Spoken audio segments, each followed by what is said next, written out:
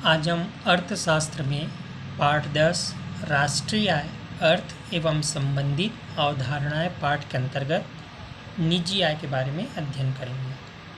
सबसे पहले देखते हैं कि निजी आय क्या है। निजी आय से तात्पर्य एक लेखा वर्ष में निजी क्षेत्र को सभी स्रोतों से प्राप्त होने वाली आय से है।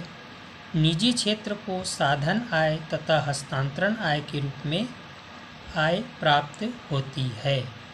अतः निजी आय साधन आय तथा सरकार और शेष विश्व से प्राप्त समस्त वर्तमान हस्तांतरण का योग है।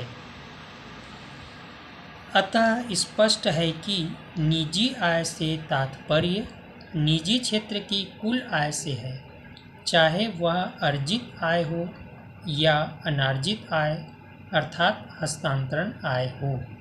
निजी क्षेत्र में विदेशों से प्राप्त शुद्ध साधन आय भी शामिल होती है। इसके बाद हम देखेंगे निजी राष्ट्रीय आय और निजी आय में क्या अंतर है।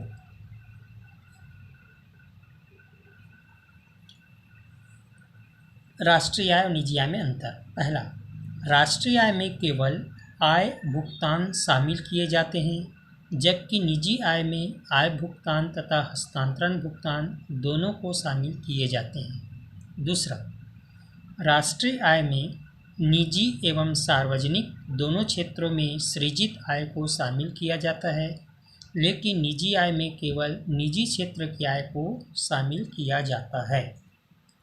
तीसरा, राष्ट्रीय आय एक देश के सामान्य निवासियों की आय होती है, जबकि निजी आय निजी क्षेत्रों के लोगों की आय होती है। चौथा, राष्ट्रीय आय में राष्ट्रीय ऋणों पर ब्याज शामिल नहीं किया जाता, जबकि निजी आय में राष्ट्रीय ऋणों पर ब्याज के भुगतान को शामिल किया जाता है।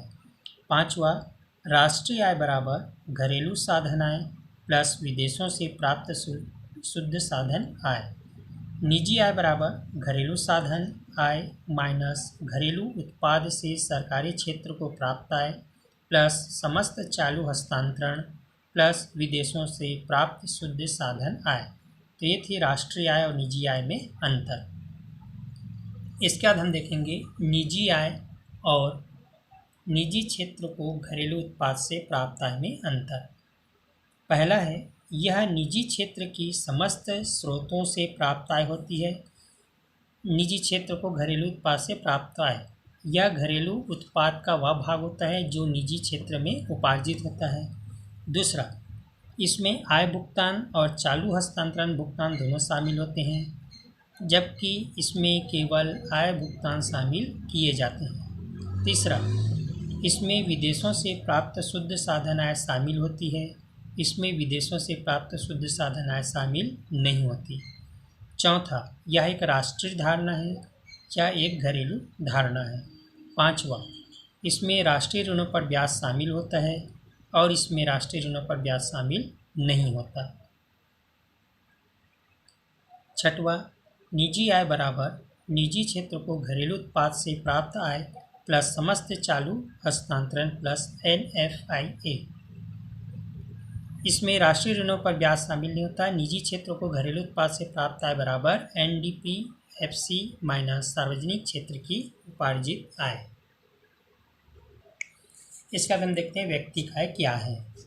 व्यक्तिक आय व्यक्तियों द्वारा सभी स्रोतों से वास्तव में प्राप्त साधन आय तथा वर्तमान हस्तांतरण भुगतान का योग है। व्यक्तिक आय के अंतर्गत व्यक्तियों को सभी स्रोतों से वास्तव में प्राप्त होने वाली आय को शामिल किया जाता है। इसके बाद हम देखेंगे अगला अंतर, निजी आय और व्यक्तिगत आय में अंतर। पहला, व्यक्तिक आय की तुलना में यह एक विस्तृत धारणा है। व्यक्तिक आय यह एक संकुचित धारणा है। निजी आय नंबर दूसरा, यह निजी उद्यमों व परिवारों की सभी स्रोतों से आय का योग होती है। व्यक्तिक आय यह व्यक्तियों या परिवारों को प्राप्त होने वाली आय है। निजी आय नंबर तीसरा, इसमें निगम कर, अवितरित लाभ आदि सम्मिलित हो रहते हैं। व्यक्तिक आय इसमें निगम कर व अवितरित लाभ शामिल नहीं होते। निजी आय नंबर चौथा, निजी आय बराबर राष्ट्रीय आय माइनस सार्वजनिक क्षेत्र को घरेलू उत्पाद से प्राप्त आय प्लस समस्त चालू हस्तांतरण। व्यक्ति का आय बराबर निजी आय माइनस निगम कर माइनस अवितरित लाभ। तो ये थे अंतर निजी आय और व्यक्तिगत आय में अंतर। अगला देखेंगे राष्ट्रीय आय और व्यक्ति आय में अंतर। राष्ट्रीय आय, इसमें यह आय के सृजन संबंधी धारणा है। व्यक्ति का आय, यह आय प्राप्ति संबंधी धारणा है। राष्ट्रीय आय, इसमें निजी एवं सरकारी दोनों क्षेत्रों की आय शामिल है। व्यक्ति का आय, इसमें केवल निजी क्षेत्र की आय शामिल है। राष्ट्रीय आय, इसमें निगम कर तथा अवितरित लाभ शामिल होते हैं। व्यक्ति का आय, इसमें निगम कर व अवितरित लाभ सम्मिलित नहीं होते। राष्ट्रीय आय, इसमें किसी प्रकार के अंतरण भुगतान शामिल नहीं होते। व्यक्ति का आय, इसमें समस्त चालू अंतरण भुगतान शामिल होते हैं। नंबर 5वां राष्ट्रीय आय, इसमें राष्ट्रीय ऋणों पर ब्याज शामिल नहीं होता। व्यक्ति का आय, इसमें राष्ट्रीय ऋणों पर ब्याज शामिल होता है। इसका हम देखेंगे व्यय योग्य आय या प्रयोज्य आय से क्या आशय है। व्यक्तिगत आय का वह भाग जिसे लोग अपनी इच्छानुसार खर्च कर सकते हैं या बचा कर रख सकते हैं, प्रयोज्य आय या व्यय योग्य आय कहलाती है। उसका देखेंगे प्रति व्यक्ति आय से क्या आशय है। प्रति व्यक्ति आय से आशय एक देश की किसी वर्ष विशेष में औसत आय को ही प्रति व्यक्ति आय कहते हैं। यदि किसी एक वर्ष की राष्ट्रीय आय में उस वर्ष की जनसंख्या का भाग दे दिया जाए तो प्रति व्यक्ति आय ज्ञात की जा सकती है। सूत्र है, संक्षेप में हम इसे लिख सकते हैं 2011 की प्रति इकाई आय बराबर 2011 की राष्ट्रीय आय बटे 2011 की जनसंख्या। तो यहाँ पर हमको जिस साल का प्रति व्यक्ति आय ज्ञात करना, उस सन को राष्ट्रीय आय में से उस सन की जनसंख्या को भाग दे देंगे तो उससे हमको प्रति व्यक्ति आय ज्ञात हो जाएगी। उसके बाद हम देखेंगे वास्तविक आय। वास्तविक आय क्या है।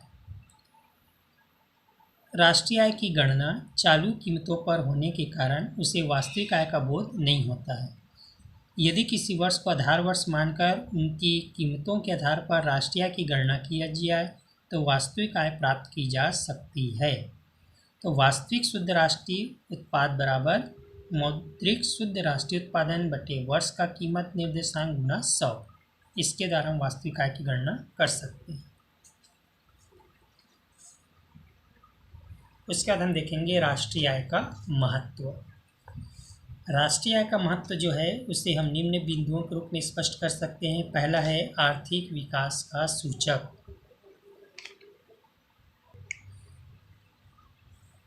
राष्ट्रीय आय के महत्व, पहला आर्थिक विकास का सूचक। किसी देश की राष्ट्रीय आय उसके आर्थिक विकास का सूचक होती है।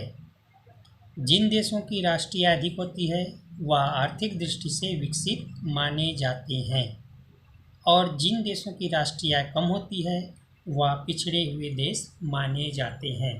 अतः आर्थिक विकास किसी देश का सूचक होता है, विकास का सूचक।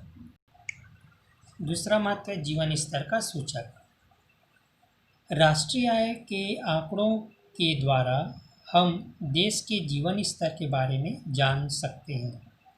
जिस देश में प्रति व्यक्ति राष्ट्रीय आय अधिक होती है वहाँ के नागरिकों का जीवन स्तर प्रायः उतना ही ऊंचा होता है।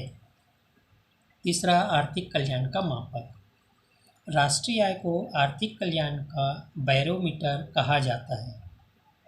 यदि अन्य बातें यथावत रहे तो राष्ट्रीय आय में वृद्धि होने पर आर्थिक कल्याण भी बढ़ जाती है तथा राष्ट्रीय आय में कमी होने पर आर्थिक कल्याण भी कम हो जाते हैं। चौथा है विकास दर का सूचक। राष्ट्रीय आय में होने वाली वृद्धि दर के आधार पर ही किसी देश की आर्थिक समृद्धि एवं विकास दर का अनुमान लगाया जाता है। पांचवा कर देय क्षमता की माप। राष्ट्रीय आय के आधार पर किसी देश की बचत, पूंजी निर्माण एवं लोगों की कर चुकाने की क्षमता का अनुमान लगाया जाता है। नंबर 6वां आर्थिक नीति के निर्माण में सहायक। राष्ट्रीय आय के आंकड़े किसी देश की आर्थिक नीति के निर्माण में भी सहायक होते हैं। सातवां, तुलनात्मक अध्ययन में सहायक। राष्ट्रीय आय के आंकड़ों के द्वारा दो या दो से अधिक देशों की आर्थिक स्थिति की तुलना की जा सकती है। नंबर 8, आय के वितरण की जानकारी।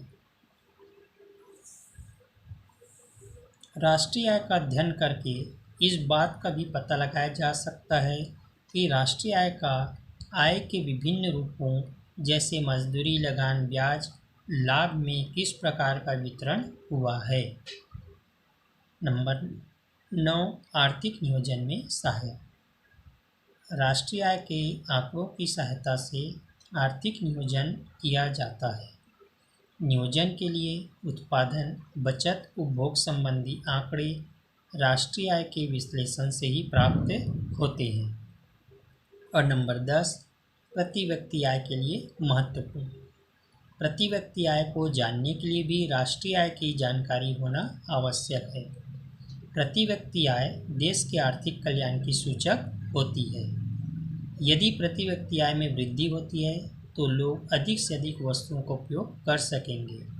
इससे लोगों की आर्थिक कल्याण में वृद्धि होती है। तो इस प्रकार से राष्ट्रीय आय का महत्व है।